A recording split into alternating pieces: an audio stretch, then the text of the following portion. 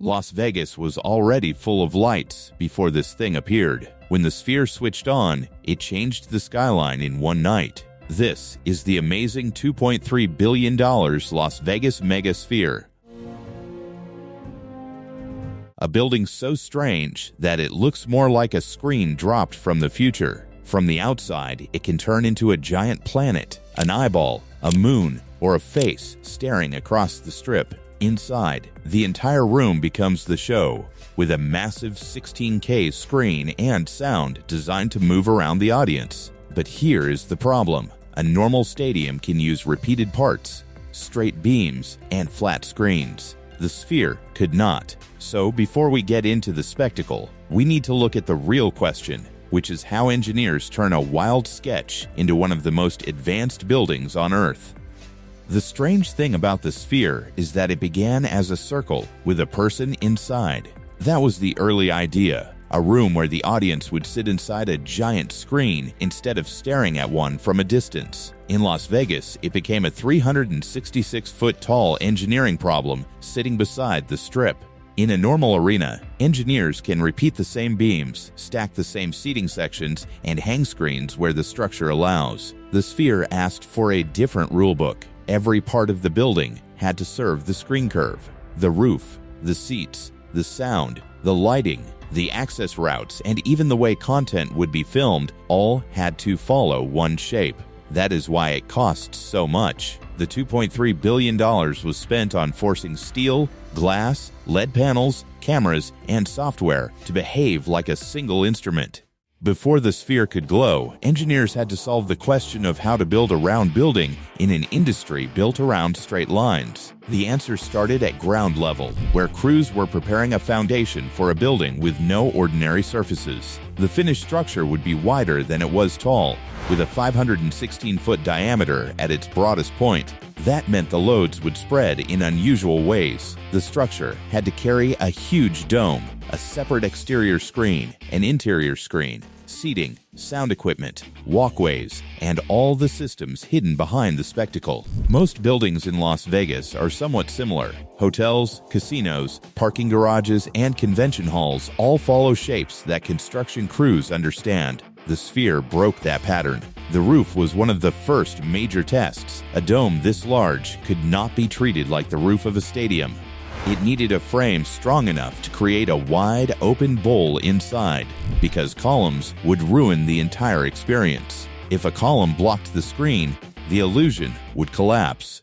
So crews installed 32 massive roof trusses. Each one weighed more than 100 tons. These trusses were tied between a huge tension ring and a central compression ring, creating the strength needed to hold the dome. This was heavy construction, but it had to be carried out with the patience of fine assembly. One bad alignment would affect the next piece, then the next, then the systems that depended on that geometry. After the steel came more weight, thousands of cubic yards of concrete were pumped onto the roof to give it the mass and strength it needed. The sphere needed to feel seamless from the seats, which meant the structure had to do its work quietly from behind. Then, another layer of complexity appeared because the building had two bodies. There was the real structure, the one carrying the loads.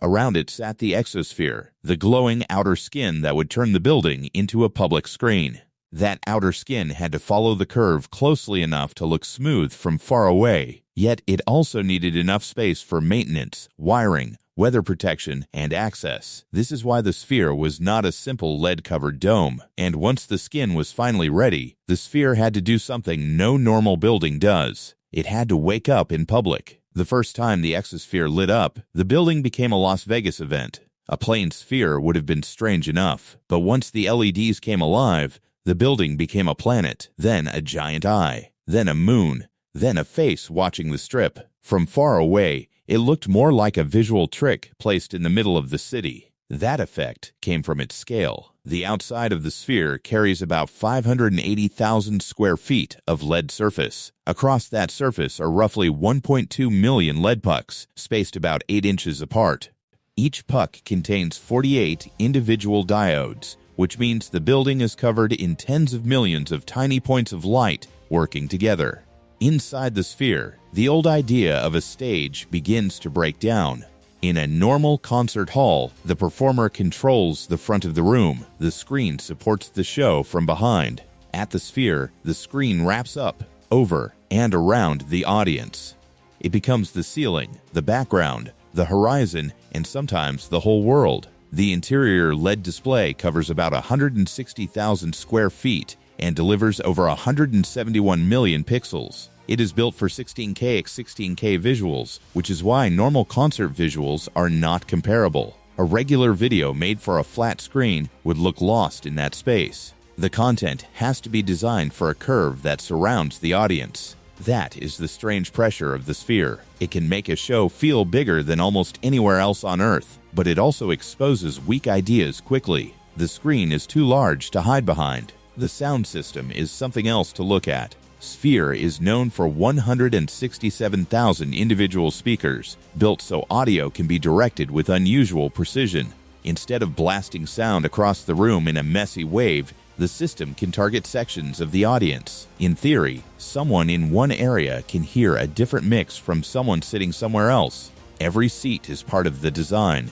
Some seats include haptic technology, so the audience can feel low-frequency effects through the chair.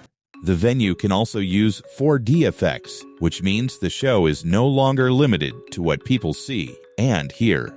U2's opening residency became the first real test. It was the first public test of whether a room this complex could hold a live performance without swallowing the performer. The screen could create deserts, skies, and abstract worlds, but the band still had to remain the center. But even after the screen and sound worked, another problem appeared. Engineers still had to figure out how to film content for a screen that no ordinary camera was built to feed. The Sphere needed its own kind of content, so Sphere Studios helped build its own kind of camera. That camera system is called Big Sky. It was designed because filming for the Sphere is very different from filming for a cinema, television, or a normal LED wall. Big Sky was built to solve that problem at the source. It uses a massive 316 megapixel sensor and can capture 18K images. The point was to capture images large enough and clean enough to survive inside the Sphere without falling apart. Darren Aronofsky's postcard from Earth was created for the venue. The film takes the audience across landscapes, oceans, mountains, and storm systems. But the important part is that the Sphere is not limited to concerts. It can become a cinema, but only if the cinema is rebuilt around the building. That is what makes the Las Vegas Megasphere a building that turned entertainment into an engineering test. It asks one question every time the lights come on: can the show be big enough for the room?